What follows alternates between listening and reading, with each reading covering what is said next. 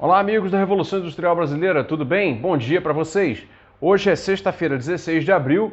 Eu estou começando a edição única do Desenvolve Notícias de hoje, mas tenho uma novidade para apresentar para vocês antes mesmo de começar a entrar no assunto. É isso aqui, olha só. Estão vendo isso aqui? É uma versão impressa em impressora doméstica do relatório RIB, primeira edição do relatório da Revolução Industrial Brasileira, que está chegando hoje à caixa de e-mail de todos os membros do Clube da RIB, do Clube da Revolução Industrial Brasileira. É um informativo semanal que eu estou preparando, essa é a primeira edição, haverá novas edições toda sexta-feira, direto na caixa de e-mail dos membros do Clube da Revolução Industrial Brasileira. O que tem dentro do relatório da RIB?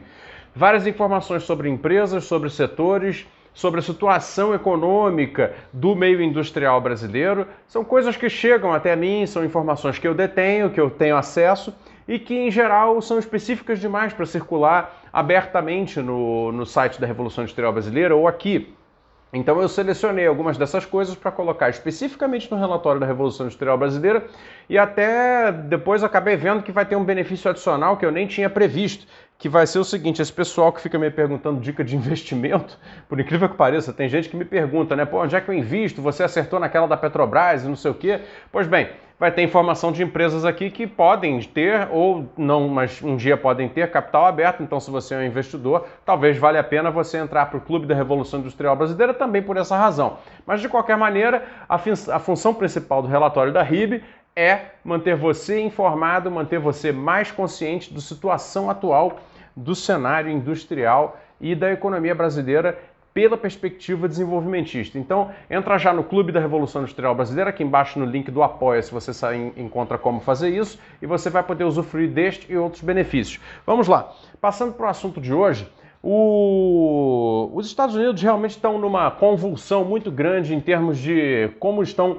modificando os termos do debate interno e, com isso, estão modificando os termos do debate no mundo. Ontem eu publiquei um vídeo aqui na segunda edição, no final da tarde, para comentar um artigo do jornalista Fernando Dantas, em que ele dizia que, embora se aceite que as políticas industriais e os investimentos públicos sejam, de fato, uma nova realidade, né, uma nova velha realidade, mas ele dizia que no Brasil isso não seria possível fazer por questão fiscal, né, limitação fiscal. Eu fiz o vídeo para responder, contra-argumentei, dizendo que, olha, pode até ser que nós tenhamos um déficit primário, um déficit fiscal muito grande, mas também não dá para omitir que nós temos, da parte dos políticos desenvolvimentistas, dos pensadores desenvolvimentistas em geral, propostas para resolver isso através de outros meios.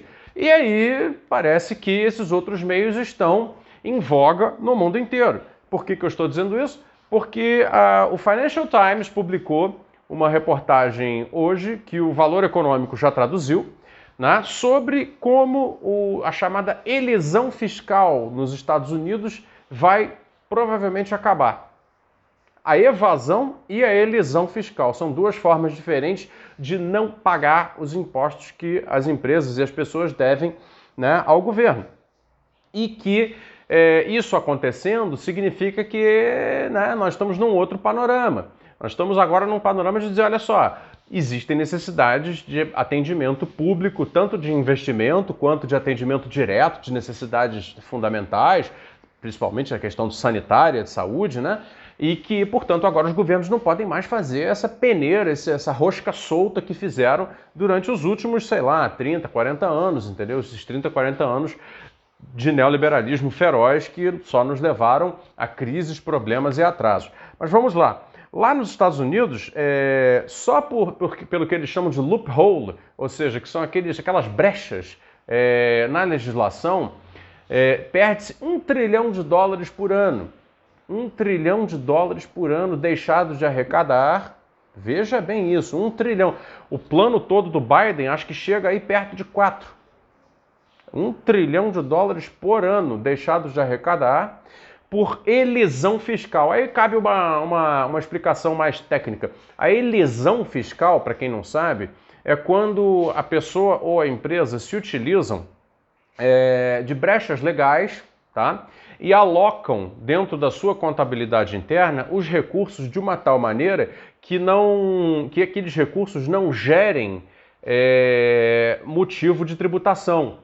Então é um uso legal, porém malandro, né, da contabilidade, da administração, para evitar pagar o imposto.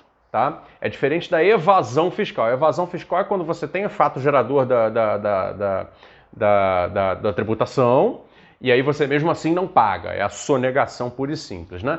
No Brasil tem as duas coisas, né? Eu já vou falar do Brasil. Mas uma coisa muito interessante que saiu aqui é o seguinte, que diz a matéria do Financial Times, a maior parte dessa evasão, eles chamam de evasão aqui, mas tem muita elisão misturada. A maior parte disso é praticado pelo 1% dos contribuintes mais ricos dos Estados Unidos, tá? E no segundo parágrafo, e aí diz, inclusive com todas as letras aqui, na prática os ricos pagam bem menos do que se diz. E pagam mesmo bem menos do que se diz, porque tem a seu serviço a instrumentação, tanto advocatícia quanto contabilista, para fazer as suas elisões fiscais.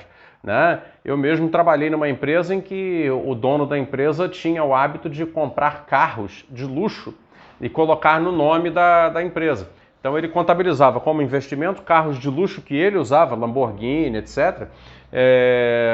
E aí, quer dizer, aquilo contabilizava como investimento. Então ele usufruía de um automóvel de luxo, comprado com dinheiro da empresa, contabilizado como investimento da empresa, e aí por contabilizar como investimento, aquilo era rebatido da quantidade total de tributação que ele tinha que pagar. Só que é isso, quer dizer, ele evitava pagar o imposto legalmente, e usava um carro de luxo para benefício próprio. Não era um investimento na empresa. Não aumentava a produtividade de nada, não tinha nada a ver com isso. E está cheio de exemplos disso aí, né? Já chego mais na questão brasileira, mas quero voltar aqui para a questão dos Estados Unidos. Tem uma outra informação muito interessante aqui que diz o seguinte, no ano passado 55 das maiores empresas dos Estados Unidos da América, incluindo, por exemplo, a Nike, e a FedEx, aquela que transporta, né, encomendas e malotes pelo mundo, não pagaram nada de imposto de renda. Tá? Não pagaram nada de imposto de renda. Isso diz o Financial Times. Apesar de terem lucrado coletivamente, ou seja, o grupo das 55, cerca de 40 bilhões de dólares. Esse teria sido lucro. Tá? Aí não sei se é EBITDA, se é lucro líquido, lucro bruto, eu não tenho essa informação aqui. Mas enfim, lucraram 40 bilhões de dólares e não pagaram o imposto devido a essas 55 maiores empresas dos Estados Unidos. A mesma coisa acontece, pessoal, no Brasil com muitos elementos. E eu acho que todos esses elementos agora vão passar por escrutínio, né? Não haverá mais a possibilidade, mesmo que o Paulo Guedes continue, a sociedade vai começar a colocar esse assunto, não é verdade? Dizer, tá, mas e essas elisões fiscais? Quando é que vão passar o pente fino nisso? Não é? E as isenções voluntariamente concedidas ao Estado, sabe-se lá se tem empresas aí dentro que justificam a isenção? Por exemplo, as isenções da Dilma resultaram numa atrapalhada tremenda, para dizer aqui com palavras bem educadas, não é? Então, assim, as isenções aumentam produtividade, as isenções aumentam o nível de emprego. Então, porque se não aumenta o nível de emprego nem a produtividade, o que você está fazendo com uma isenção tributária? Volta a pagar. Entre outros assuntos. Refis, né? Os vários programas de refinanciamento de dívidas que são perdonaços, como se diz na Argentina, né? Um grande perdão, a grande anistia geral. Tudo isso é que vai corroendo as finanças do Estado. A questão de não cobrar sobre lucros e dividendos empresariais, a questão do nível de tributação das heranças acima de um certo patamar, heranças individuais. A legislação brasileira, se eu não me engano, coloca 8% como máximo. Algum tributarista, se estiver aí me ouvindo, me corrija, mas eu acho que é isso. E a maioria dos estados brasileiros, porque é um imposto estadual, não cobra nem 8%.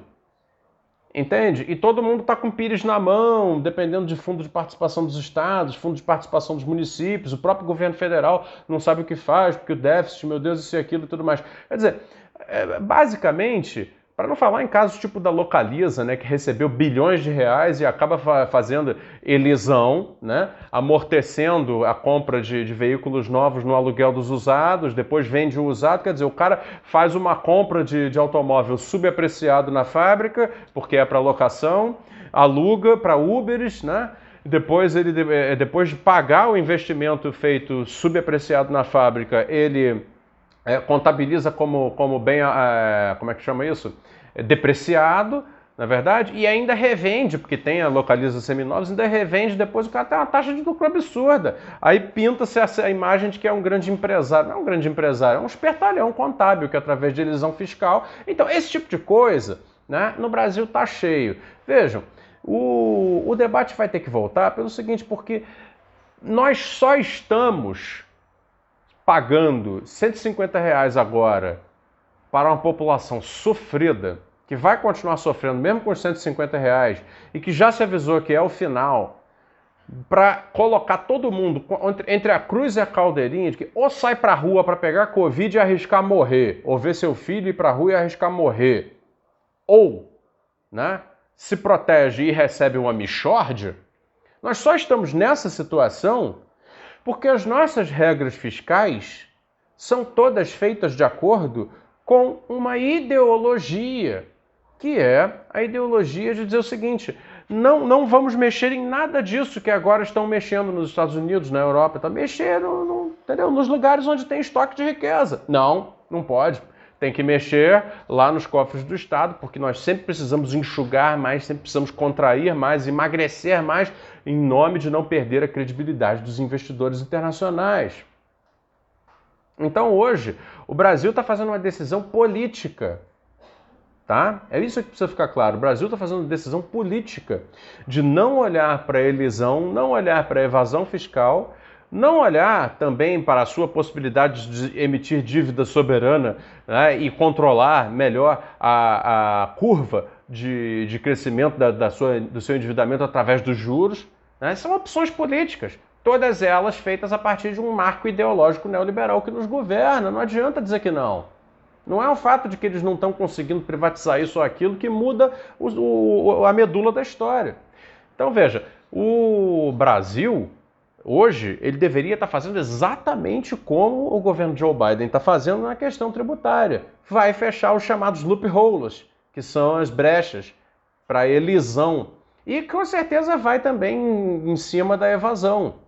Agora, nós ainda temos uma vantagem em relação a eles, que eu vou dizer o seguinte, para concluir. O IRS, que é a Receita Federal lá deles, né? Internal Revenue System, né? Eles lá deixaram chegar a essa situação de evasão e elisão tão dramática porque o IRS foi sucateado nos últimos governos. Não tem estrutura mais para trabalhar como já teve antes.